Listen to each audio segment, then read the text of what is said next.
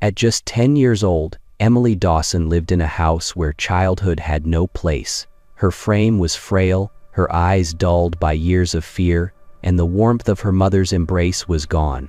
Claire Dawson, her mother, lay in a hospital bed miles away unmoving, trapped in a coma after a brutal car accident. That left Emily alone with Greg Stanton, a man whose smile fooled neighbors, but whose fists told the truth. Behind closed doors, he ruled with rage. His hands were not for building or fixing, they were for breaking. Most children would not survive such nights, when every shadow carried the weight of his temper, and every sound threatened another blow. Emily's world had shrunk to silence and endurance. No bedtime stories, no gentle voice, only the sharp reminder that mercy would not come. But fate has a way of turning in the darkest hour. On one winter night, as snow drifted across the streets of Ridgewood, Emily's life would bend towards something unexpected. Her stepfather's cruelty would not be the last chapter, because a stranger and his loyal German shepherd were about to hear her silent cry. The night in Ridgewood was brittle with cold, the kind that froze breath mid-air and silenced every street. But inside the Stanton house, the quiet was shattered. Greg's rage came like a storm. His fists struck. His boots slammed into Emily's frail body until she crumpled onto the hardwood floor. The air tasted of iron. Pain spread through her ribs with every breath, sharp and jagged, as though her own body was breaking from the inside. She wanted to vanish, to fold herself into the floorboards and disappear. But Greg wasn't finished. "Stop crying," he snarled, his voice rough and cruel. The spit from his words landed hot against her cheek. Emily clutched her thin arms around herself, curling smaller, desperate to shield the blows. Her sobs came anyway, broken gasps she couldn't control. And then, somewhere between the pain and the terror, a thought cut through. If I stay here, I won't survive. That truth burned brighter than fear. Summoning what little strength she had left, Emily rolled onto her side. Her elbows scraped raw against the floor as she dragged herself forward, inch by inch. Her bare feet slipped on the rug, but she pushed harder, toward the kitchen, toward the hope of escape. Behind her, Greg's voice roared. "No one's coming to save you." His boots thundered after her, each step a countdown to the end. Emily reached the kitchen. The linoleum floor was icy beneath her palms, slicing into her skin. Beyond the kitchen, the laundry room stretched dark, and at the far end, a back door glowed faintly with moonlight seeping through its fogged glass pane. Her trembling fingers closed around the knob. It was stiff, unyielding, as it always had been. Sweat and blood made her grip slip, her small hand sliding uselessly. Behind her, Greg's breathing grew closer, ragged and hot on her neck. Emily twisted harder, lifted, pulled with every ounce of desperation left in her. The hinges shrieked in protest, and then the door gave way. A blast of winter air slammed into her face, sharp as needles.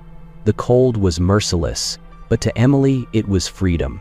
She stumbled barefoot into the night, snow burning her skin, her lungs searing as she gasped for air. Flakes drifted under the weak glow of a street lamp, the whole town wrapped in silent white. She didn't dare look back. Each step was agony, every breath a knife, but the alley stretched ahead, dark, deep, and hers.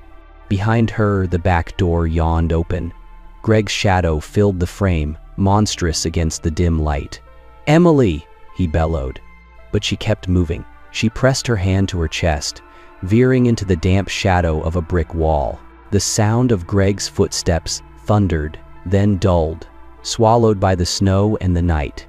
Emily clamped her hand over her mouth, smothering her sobs. Tears blurred her vision, but she pushed deeper into the alley, carried only by will. Snow drifted across the quiet streets of Ridgewood, soft flakes swirling under the glow of tired street lamps.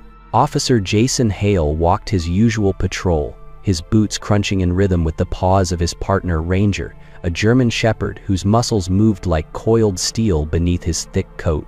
At 6 years old, Ranger was seasoned, sharp-eyed, loyal, and steady as a heartbeat.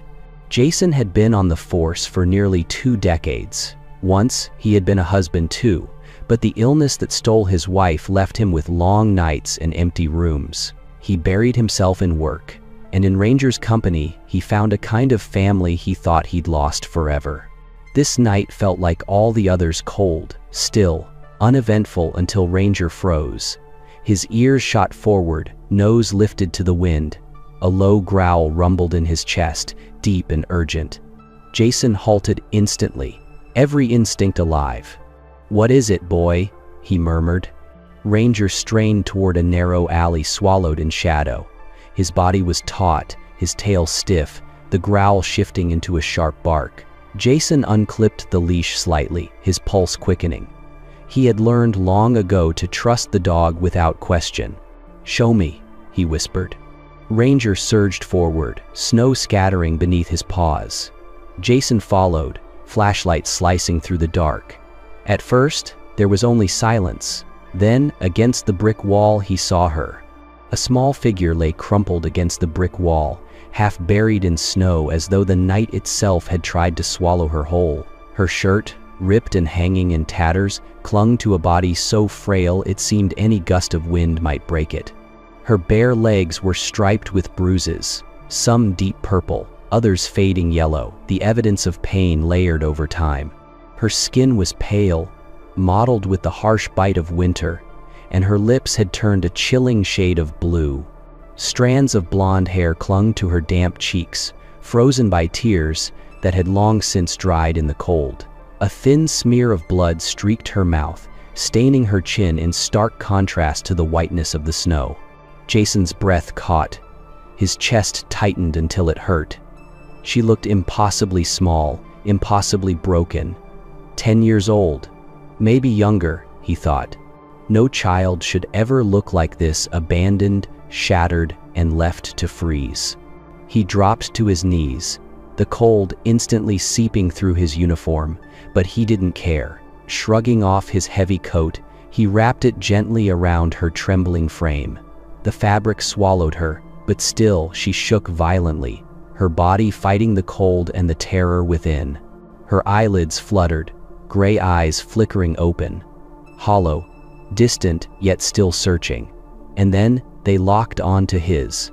In that fragile gaze was a desperate plea, as though she was measuring him, asking silently if this man would be different, if this time someone might actually stay. Her lips parted, the sound barely a thread of breath. "Please." A pause, a crack in her voice. "Don't let him find me." The words pierced Jason deeper than any wound he'd ever carried. His jaw tightened, fury and sorrow clashing in his chest. He pressed a steady hand to her small shoulder, grounding her with the weight of his promise. "You're safe now," he said, his voice low but unshakable. "I promise you, he'll never touch you again."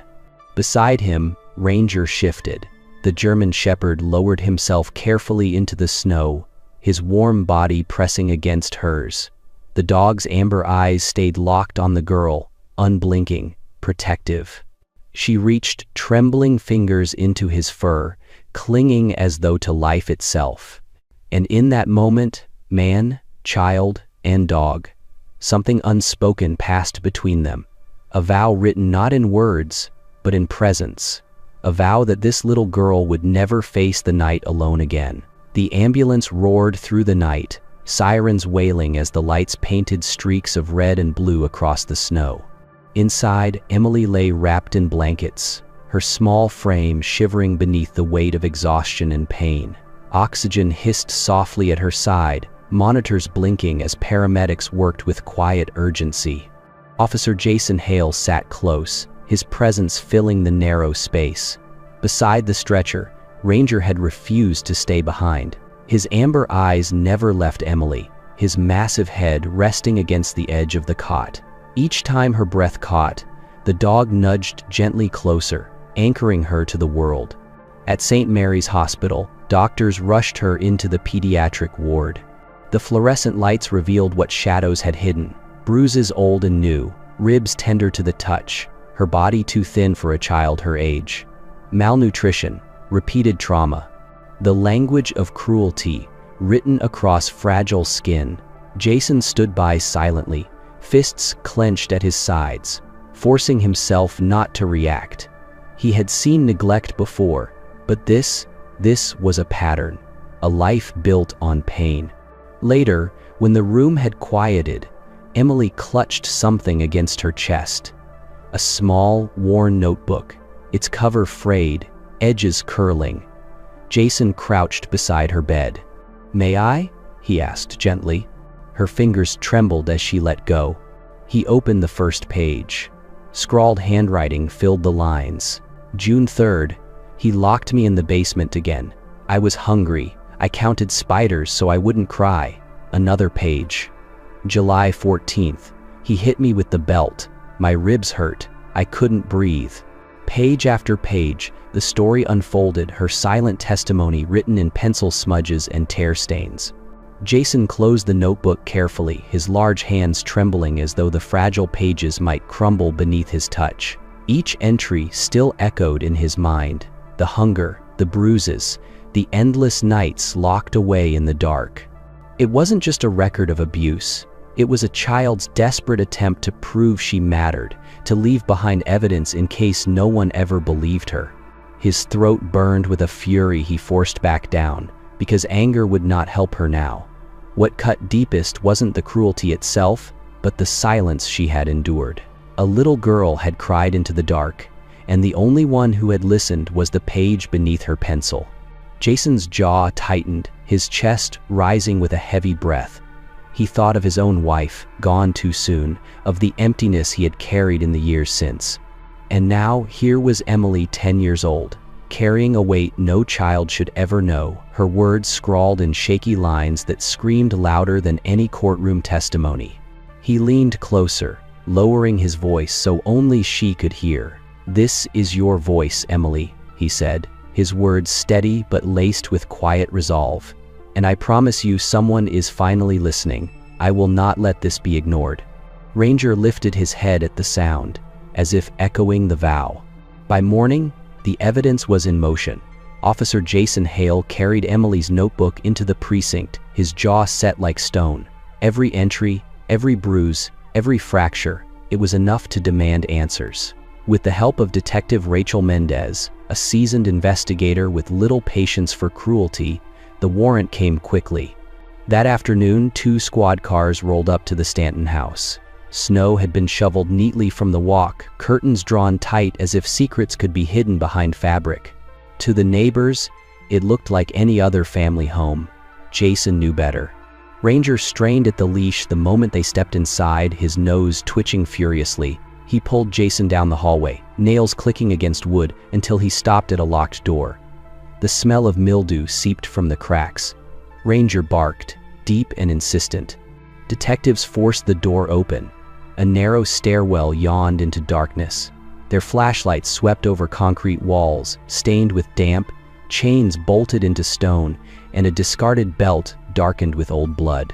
In the corner, a pile of small clothes, torn, stained, unmistakably a child's. Greg Stanton was dragged from the kitchen, cursing, spitting, claiming lies. But the basement spoke louder than he ever could. Jason didn't raise his voice. He didn't need to. "It's over, Greg." Handcuffs clicked tight around thick wrists. The man who had ruled with fists was led out into the snow, his shoulders slumped, his curses fading against the winter air. Greg Stanton was arrested that day. He would never hurt Emily again. And for the first time in years, the house exhaled, its silence broken by the sound of justice stepping through its doors.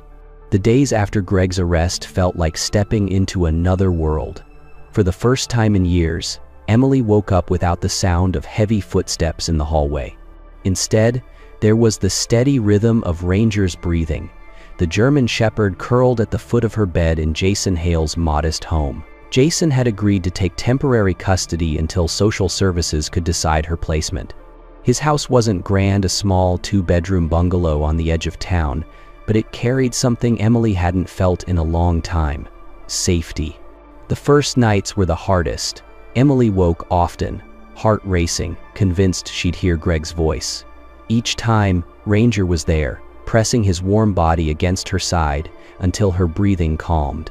Jason never pushed her to talk. He simply sat nearby, his quiet presence as steady as the ticking clock on the wall. Meals came slowly. At first, Emily picked at her food, too used to hunger to trust the plates Jason placed in front of her. But gradually, the warmth of soup, the softness of bread, and the simple comfort of not being rushed began to thaw the walls she'd built. Jason would smile faintly, never making a big deal of it, but Ranger's wagging tail seemed to celebrate every bite she took. School was still far off, but Jason filled her afternoons with small routines, helping him water plants in the yard, sitting beside him as he read reports, or tossing a ball across the living room for Ranger. She began to laugh, short and uncertain at first, then brighter, fuller. One evening, as the sun dipped low, Jason watched from the porch as Emily ran across the grass, Ranger chasing close behind. Her hair flew in golden strands, her voice ringing out in giggles. For the first time, she didn't look like a child escaping something. She looked like a child simply living. Jason's chest tightened. He knew he couldn't replace her mother, but until that day came, he would give Emily every ounce of safety she deserved. And Ranger, ever faithful, seemed to understand this little girl was his to protect, now and always. Months passed in fragile peace. Winter gave way to spring, and Emily's cheeks carried a healthy glow that had been absent for years. She still clung to Ranger's thick fur at night, but her steps were lighter, her laughter less afraid. Jason had grown used to the sound, finding it softened the grief that lived quietly in his own chest. Then came the phone call. Claire Dawson, Emily's mother, was awake. Jason drove Emily to the hospital the very next morning. The sterile hallways smelled of antiseptic and quiet hope. When they entered the room, Claire sat propped against white pillows, her eyes glassy with confusion, her body thin from months of stillness. But when her gaze landed on Emily, recognition broke through. Emily, her voice cracked, weak but full of love. Tears spilled before she could say more. Emily hesitated at first, frozen in the doorway. She had lived so long without that anchor, she didn't know if it was safe to believe again. But Ranger nudged her forward, guiding her toward the bed. Claire opened her arms, trembling. Emily climbed carefully onto the mattress, pressing her face against her mother's chest. The sob that escaped Claire was raw, torn from a place deeper than words. Jason looked away, giving them the moment they both deserved. But before leaving the room, he gently told Claire the truth about Greg, the bruises, the hunger, the notebook filled with Emily's cries for help. He kept his voice steady, but each word carried the weight of nights Emily had endured alone. Claire listened in silence, her face pale, her body shaking under the gravity of what she had missed. Through her tears, Claire whispered, "I wasn't there, I couldn't protect you. But I promise you, Emily, I will spend the rest of my life making this right." Emily held tighter, her small hands gripping her mother as if afraid she might vanish again. The Dawson home grew brighter with each passing season. In the yard, Emily ran freely with Ranger, her laughter carried on the breeze, while Claire sat on the porch, watching with eyes that held both sorrow and gratitude. Jason Hale visited often, not out of duty, but because the bond was now unbreakable. He had become part of their lives in a way that felt natural, as if fate had quietly stitched him into their family's fabric. Emily greeted him with the joy of a daughter, and Ranger never left his side. Claire saw it too. She understood that Jason was more than the officer who had rescued her child. He was the man who stood in the gap when she could not, who gave Emily safety and warmth when darkness had closed in. And in that unspoken understanding, Jason, Claire, Emily, and Ranger had become something rare. Not just survivors of pain, but a family reborn through it, bound by love, trust, and the promise of never letting go.